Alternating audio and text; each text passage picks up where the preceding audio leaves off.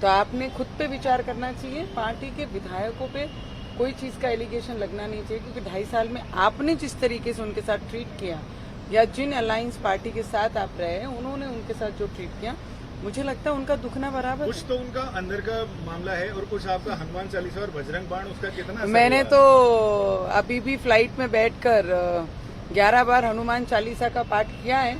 जो संकट मेरे महाराष्ट्र पे, वो मैं पहले दिन से कह रही हूँ, वो दूर होना चाहिए। संकट मोचन ही बचाएंगे हमारे महाराष्ट्र। आपको लगता है कि बीजेपी मौजूदा हालात में बीजेपी सरकार बना सकती है जल्द? सी, मैं ये नहीं बोलती हूँ कौन क्या करेगा कौन क्या नहीं करेगा, पर ये जरूर है, अगर एक पार्टी जो 56 साल से पार्टी के लोग लेके चल रही है, सडन ऑफ दोनों भी राज्यसभा और विधान परिषद में इस तरीके से अगर वोट विभाजन होते हैं, तो उससे ये अंदाजा लगा सकते हैं कि वो उनके अलायंस में या महाविकास आघाड़ी में शिवसेना के एमएलए, हमने तो पहले कहते 50% से ज्यादा उनके एमएलए वोट बीजेपी के बाजू में करेंगे। और वो साफ दिखा है 5वीं सीट पे, जहां पर विधानसभा में 4-5 वोट भी जहां नहीं थे बीजेपी के पास, उनके पास मेजर आके उनका कैंडिडेट जीत जाता है। तो इससे ये अंदाज लग सकता है कि उनके भी विधायकों को किस बाजू में ज्यादा इंटरेस्ट है, ना कि उद्धव ठाकरे के नेतृत्व में उनको इंटरेस्ट है।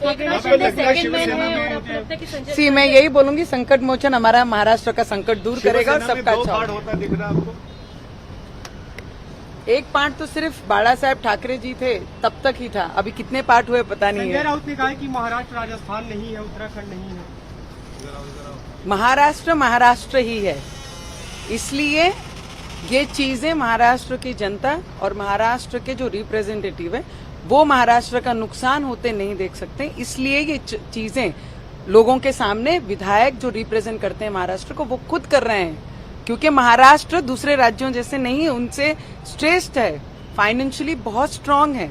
और महाराष्ट्र को डूबते हुए पिछले 2.5 सालों से जिसके मुख्यमंत्री हैं वो विधायक देख रहे हैं, इसलिए वो विधायक टूट के आज बाहर निकलने की खुद की कोशिश कर रहे हैं। सबसे पहले किससे मिलने वाली है, कहाँ जाने वाली, किससे मुलाकात होगी सबसे? सी, मेरी तो प्रोफेशनली मीटिंग है और मैं अपने काम से ही आई हूँ। It is not a political this thing, but yes, मैं अपने काम से यहाँ पर आई हूँ। ये जो ऑपरेशन महाराष्ट्र होता हुआ दिख रहा है, क्या वो उसमें आपकी भी भूमिका? सी, ऑपरेशन तो मुझे लगता है कि जो उनकी महाविकास आघाड़ी के विधायक वो खुद ही कर रहे हैं, क्योंकि वो अपने कर्तृत्वों से ही होगा जो होगा। विधान परिषद का रिजल्ट आया है, क्या आपको लगता है कि उद्धव जी को पद पर बने रहना चाहिए, या उस पर आप कुछ कहेंगे? मैंने तो पहले दिन से ही ये सब चीजों पे बात की है, बोला है, खुलेआम हर चीज पे डिस्कशन किया है।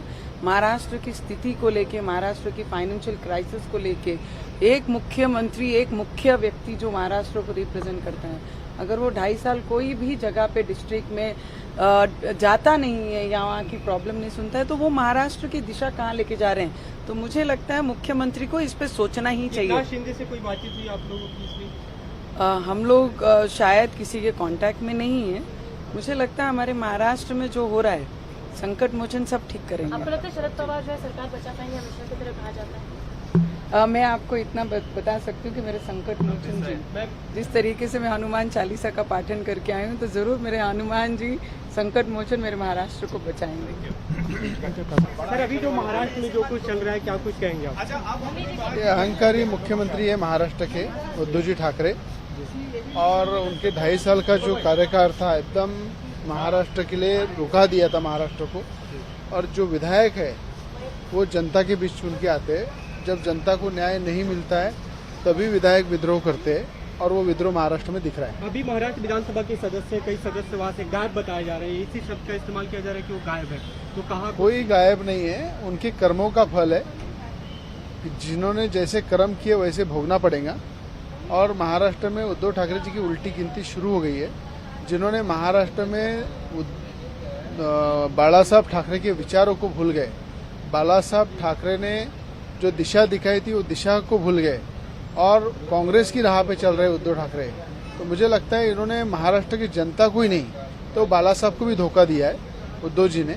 और उसी के साथ साथ मोदी जी के फोटो लगा के उन्होंने चुनाव लड़ा और भाजपा के पीठ पे खंजीर खुपसने का काम किया है। तो मुझे लगता है उद्धव ठाकरे जी अगर हनुमान चालीसा पढ़ने पे राजद्रोह लगाते हैं तो आप समझ जाओ उद्धव ठाकरे की दिशा किधर जा रही है। उन्होंने विधायकों की मीटिंग बुलाई थी, मात्र 13 विधायक पहुंचे हैं, तो मांग हो रही है कि क्या उन्हें अपने पद पे बने रहने का अधिकार है यहाँ पे? मुझे लगता है कि पद की लालच में ही जो बाला साहब के विचार है वो भूल गए थे। जो हिंदुत्व की छवि थी उसको डुबाने का काम उद्धव ठाकरे जी ने किया है।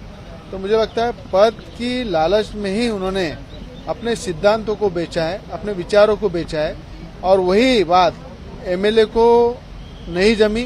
वो घुट घुट के 2.5 साल उन्होंने निकाला, आखिरी में वो स्फोट हो गया, भूकंप हो गया। और राजनीति के भूकंप की आप नीति सब देख रहे, किसी ने कुछ नहीं किया, अपने कर्मों से सब भुगत रहे। अभी के समय में निर्दलियों की बड़ी भूमिका होगी, आप लोगों ने क्या कुछ सोचा है, किधर सपोर्ट करना है? मुझे लगता है कि 5 साल देवेंद्र फडणवीस जी मुख्यमंत्री थे, उन्होंने राज्य में जो काम किया है, जिस तरह से राज्य को आगे बढ़ाया है, इस 2.5 साल में उद्धव ठाकरे जी ने राज्य को रुकाया है, आगे 2.5 साल में राज्य को पीछे लाने का काम किया है। मुझे लगता है पूरे महाराष्ट्र की जनता की मांग है कि वापस देवेंद्र फडणवीस मुख्यमंत्री बने और महाराष्ट्र को गतिवान और शक्तिवान और मजबूत बनाने का काम करें। आप लोग की कोई मीटिंग है इस